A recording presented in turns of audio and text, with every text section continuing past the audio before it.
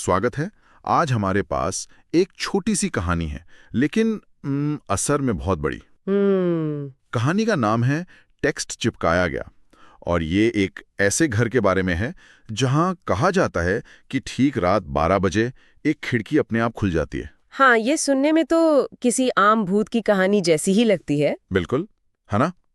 पर आज हम सिर्फ कहानी नहीं सुनेंगे, हम इसके पुर्जे पुर्जे अलग करके देखेंगे कि ये डर पैदा करने वाली मशीन काम कैसे करती है। बिल्कुल सही कहा। ये कहानी एक इमारत की तरह है, जिसे ईंट दर ईंट सिर्फ डर पैदा करने के लिए बनाया गया है। अच्छा। तो आज हमारा मकसद यही है कि हम इस इमारत की नींव से लेकर इसकी, यूं कहिए, सबसे ऊंची मीनार तक की पड़ताल करें। हम देखेंगे कि कैसे लेखक कुछ जाने पहचाने औजारों जैसे अकेलापन, रात का अंधेरा और एक ऐसा किरदार जो इन सब पर हंसता है का इस्तेमाल करके एक ऐसा माहौल तैयार करता है जिससे बचकर निकलना नामुमकिन सा लगता है। तो चलिए इस कहानी के आर्किटेक्चर को समझने की कोशिश करते हैं। चलिए शुरू करते हैं। तो कहानी का सेटअप कुछ ऐसा है। गांव के बिल्कुल आखिरी छोर पर एक पुराना वीरान मकान, और उससे जुड़ी एक किंवदंती कि रात 12 बजे उसकी खिड़की खुल जाती है। ये तो बहुत सुना सुना सा लगता है ना, मतलब किसी भी डरावनी कहानी का एकदम क्लासिक स्टार्टर पैक। हाँ, ये फॉर्मूला इतना काम क्यों करता है? ये इसलिए काम करता है क्योंकि ये हमारे दिमाग की सबसे पुरानी घंटी बजाता है, अकेलेपन का डर। अकेलेपन का डर? हाँ, एक अलग थलग मकान का मतलब है कि भाई मदद बहुत दूर है, कोई आपकी चीख नहीं सुन सकता। और गांव के आखिरी छोर पर होना इसे सिर्फ भौगोलिक रूप से नहीं बल्कि सामाजिक रूप से भी अलग कर देता है। अच्छा। ये वो जगह है जहां सभ्यता खत्म होती है और अनजाना शुरू होता है। लेखक हमें पहली लाइन से ही बता रहा है कि यहाँ नियम कानून लागू नहीं होते। और इसी खतरनाक जगह पर एंट्री होती है हमारे हीरो रवि की, जो जाहिर है भूत प्रेत और इन सब कहानियों में बिल्कुल विश्वास नहीं करता। एक स्केप्टिक। हाँ, वो ऐसे अंधविश्वास कहकर उड़ा देता है और उसी मकान में रहने का फैसला करता है। ये तो क्लासिक गलती है जो हॉरर फिल्मों में किरदार हमेशा ही करते हैं। हाँ, लेकिन ये कहानी के लिए बहुत जरूरी है। एक ऐसा किरदार जो खतरे को नहीं मानता, वो असल में कहानी के तनाव को और बढ़ा देता है। वो कैसे? सोचिए, अगर रवि पहले से ही डरा हुआ होता तो हर छोटी मोटी आवाज पर उसकी प्रतिक्रिया स्वाभाविक लगती, लेकिन क्योंकि वो एक तर्कवादी है, जब वो डरना शुरू करता है तो हमें यानी सुनने वालों को यकीन हो जाता है कि खतरा वाकई असली है। सही बात है। उसका अविश्वास एक तरह से हमारे लिए गारंटी बन जाता है कि जो हो रहा है वो कोई वहम नहीं है। वो खुद को बहादुर समझ रहा है, पर असल में वो सबसे ज्यादा कमजोर है, क्योंकि वो खतरे के लिए तैयार ही नहीं है। मतलब उसका तर्क ही उसे सबसे बड़े अतार्किक खतरे के मुंह में धकेल देता है। बिल्कुल। और फिर आती है पहली रात। रवि अपने कमरे में है और तभी उसे खिड़की पर एक आवाज सुनाई देती है। टक टक टक टक, बहुत धीमी, जैसे कोई अपने नाखूनों से कांच को खुरच रहा हो। हाँ, सिर्फ एक आवाज। ये तो कोई टहनी हो सकती है या हवा। लेखक ने इतनी मामूली चीज से क्यों शुरुआत की? यही तो चालाकी है। इसे कहते हैं अनदेखे का डर। हॉरर में जो चीज आपको दिखाई नहीं देती वो हमेशा उस चीज से ज्यादा डरावनी होती है जो आपके सामने है। अच्छा। जैसे ही वो टक टक टक की आवाज आती है, हमारा दिमाग काम पर लग जाता है। वो खाली जगह को भरने की कोशिश करता है। क्या वो हवा है, कोई जानवर या कुछ और दिमाग हमेशा सबसे बुरी संभावना की तरफ ही भागता है। अरे वाह। लेखक हमें राक्षस नहीं दिखा रहा, वो हमें सिर्फ एक आवाज दे रहा है, और बाकी का राक्षस हमारा दिमाग खुद बना रहा है। तो लेखक हमारे ही दिमाग को हमारे खिलाफ इस्तेमाल कर रहा है। रवि हिम्मत करके खिड़की खोलता भी है, लेकिन बाहर कोई नहीं होता। एक पल के लिए उसे और हमें भी लगता है कि शायद ये सिर्फ उसका वहम था। बिल्कुल। और ये एक झूठा अलार्म है जो असल में बेचैनी को कम करने के बजाय और बढ़ा देता है, क्योंकि अब रवि के दिमाग में एक कीड़ा घुस गया है। पहले वो निश्चिंत था, अब वो अनिश्चित है। वो जानता है उसने कुछ सुना, लेकिन उसे उसका कोई सबूत नहीं मिला। ये अनिश्चितता, ये शक, डर को धीरे धीरे अंदर ही अंदर पकाता रहता है। पहली रात सिर्फ एक जाल बिछाया गया है। तो पहली रात रवि ने जैसे तैसे खुद को समझा लिया होगा कि शायद कोई कीड़ा होगा या हवा होगी, लेकिन ये कहानी उसे इतनी आसानी से चैन की सांस नहीं लेने देती। फिर आती है दूसरी रात, और इस बार सिर्फ आवाज नहीं है ना? नहीं, इस बार लेखक उस अनिश्चितता के पर्दे को हटाता है, लेकिन जो सामने आता है वो किसी भी कल्पना से ज्यादा भयानक है। वही टक टक टक की आवाज दोबारा आती है।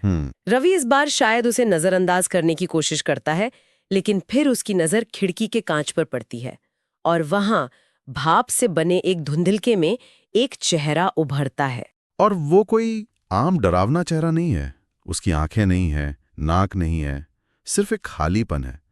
ये देखकर रवि की चीख निकल जाती है। हाँ, मुझे हमेशा से ये बात अजीब लगी है कि बिना आंखों नाक वाला चेहरा किसी नुकीले दांतों वाले राक्षस से ज्यादा डरावना क्यों लगता है?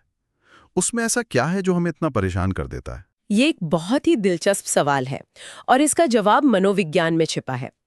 इसे अनकैनी वैली कहते हैं। हमारा दिमाग इंसानी चेहरों को पहचानने और पढ़ने के लिए बना है। सही बात है। हम आंखों से भावनाएं पढ़ते हैं, चेहरे के भाव से इरादे समझते हैं।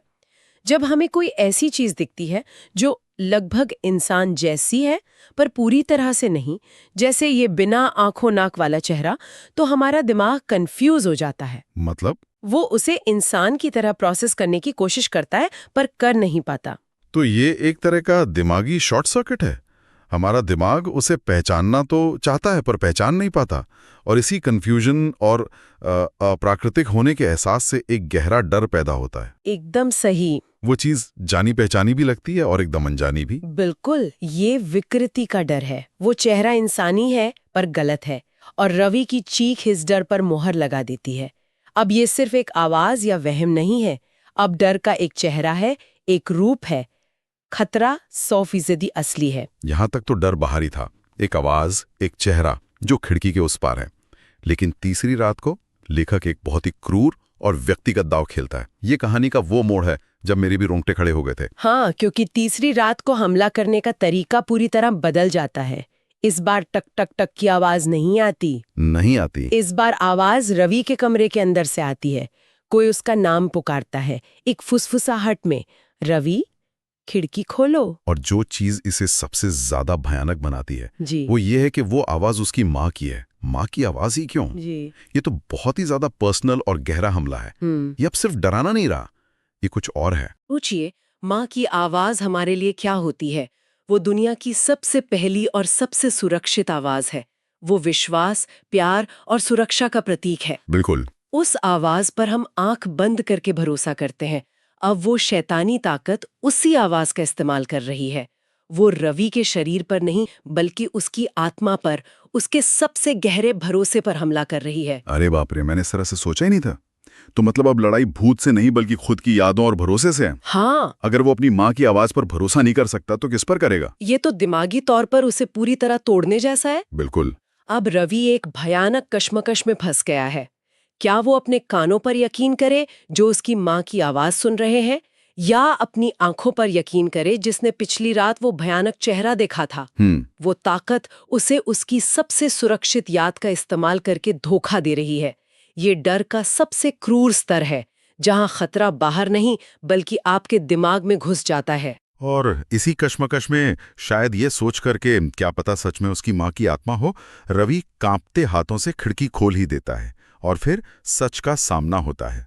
हाँ, और वो सच किसी भी बुरे सपने से बदतर है। बाहर वही चेहरा है, लेकिन इस बार पूरा शरीर नजर आता है, और उसका रूप देखकर डर की परिभाषा ही बदल जाती है। क्या दिखता है? उसके पांव उल्टे हैं, गर्दन एक अजीब एंगल पर टूटी हुई है, और उसका मुंह कानों तक फटा हुआ है, जैसे एक चीख में जम गया हो। उल्टे पांव? ये तो भारतीय लोक कथाओं और दादी नानी की कहानियों में बहुत सुना है। इसका क्या खास मतलब होता है? ये सिर्फ एक डरावनी डिटेल है या इसका कोई गहरा अर्थ है? इसका बहुत गहरा और सांस्कृतिक अर्थ है। भारतीय लोक कथाओं में उल्टे पांव होना चुड़ैल या किसी पिशाचनी की एक निश्चित निशानी है। ये तुरंत उस प्राणी को इंसान की दुनिया से अलग कर देता है। अच्छा। ये इस बात का संकेत है कि वो प्रकृति के नियमों से नहीं बंधी है, वो अप्राकृतिक है। टूटी हुई गर्दन और फटा हुआ मुंह एक हिंसक और दर्दनाक मौत की कहानी कहते हैं। ये सब मिलकर एक ऐसी छवि बनाते हैं जो सिर्फ डरावनी नहीं बल्कि अपवित्र भी है। और फिर वो बोलती है, वो रवि से कहती है, तूने मेरी जगह ले ली, अब मैं बाहर हूं और तू अंदर नहीं रहेगा। और जैसी वो ये कहती है, कमरे की बत्ती चली जाती है, एकदम अंधेरा। ये संवाद कहानी की पहेली का आखिरी टुकड़ा है। अब हमें उसका मकसद पता चलता है। ये बदला लेने या सिर्फ डराने के लिए नहीं आई थी। ये एक सौदा था, एक अदला बदले। एक अदला बदली। हाँ, उसे उस घर की कैद से आजादी चाहिए थी और रवि ने अनजाने में उसकी जगह ले ली है। उसे आजादी मिल गई और रवि फंस गया। और बत्ती का जाना सिर्फ अंधेरा होना नहीं है, वो इस बात का प्रतीक है कि रवि की दुनिया खत्म हो गई, उसकी उम्मीद की रोशनी बुझ गई। खेल खत्म। खेल खत्म। लेकिन कहानी नहीं। कहानी का अंत शायद इसके किसी भी हिस्से से ज्यादा परेशान करने वाला है। सुबह जब गांव वाले आते हैं तो उन्हें घर बाहर से बंद मिलता है और अंदर रवि का शव खिड़की से बाहर की ओर लटका हुआ मिलता है। यहां तक तो ये एक दुखद अंत लगता है, लेकिन कहानी यहां एक और मोड़ लेती है। हाँ, और यही मोड़ इसे एक आम हॉरर कहानी से उठाकर एक त्रासदी बना देता है। कहानी बताती है कि उस घटना के बाद भी उस कमरे में हर रात कोई दिखाई देता है। अब वहां एक लड़का खिड़की पर खड़ा होता है जो आने जाने वालों को देखता है और उनसे बस एक सवाल पूछता है, आज तुम यहाँ रहोगे? और वो लड़का रवि है।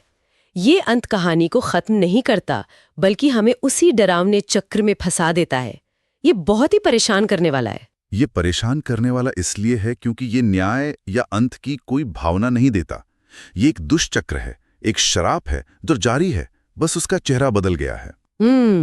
रवि जो शिकार था अब खुद शिकारी बन गया है। वो उसी कैद में है जिससे वो दूसरी आत्मा आजाद हुई थी। और वो आखिरी सवाल, आज तुम यहाँ रहोगे, वो सिर्फ कहानी के दूसरे किरदारों से नहीं पूछा जा रहा, वो सीधे सुनने वाले से पूछा जा रहा है। कहानी अचानक चौथी दीवार तोड़कर हमारी असलियत में घुस आती है। बिल्कुल। वो हमें एक दर्शक से एक संभावित शिकार बना देती है। बिल्कुल। और इसी वजह से कहानी खत्म होने के बाद भी उसका डर दिमाग में जिंदा रहता है। रवि अब सिर्फ एक किरदार नहीं रहा, वो एक चेतावनी बन गया है। वो उस खिड़की पर खड़ा है और इंतजार कर रहा है अगले रवि का। तो ये थी एक ऐसे घर की कहानी जो अपने शिकार को सिर्फ मारता नहीं बल्कि अपनी जगह लेने पर मजबूर कर देता है। हमने देखा कि कैसे लेखक ने डर को धीरे धीरे बनाया, एक अनसुनी आवाज से शुरू करके एक अधूरे चेहरे तक, और फिर सबसे भरोसेमंद आवाज का इस्तेमाल करके दिमाग पर हमला किया, जिसका अंत एक कभी ना खत्म होने वाले चक्र में हुआ। ये कहानी हमें एक बहुत ही बेचैन करने वाले सवाल के साथ छोड़ जाती है। एक आखिरी सवाल जो मेरे दिमाग में घूम रहा है, जब रवि का भूत अब नए शिकार से पूछता है, आज तुम यहाँ रहोगे, तो वो किस भावना से पूछ रहा है? अच्छा सवाल है। पन से इतना तंग आ चुका है कि वो बस किसी का साथ चाहता है, भले इसके लिए किसी और को उसी नर्क में खींचना पड़े।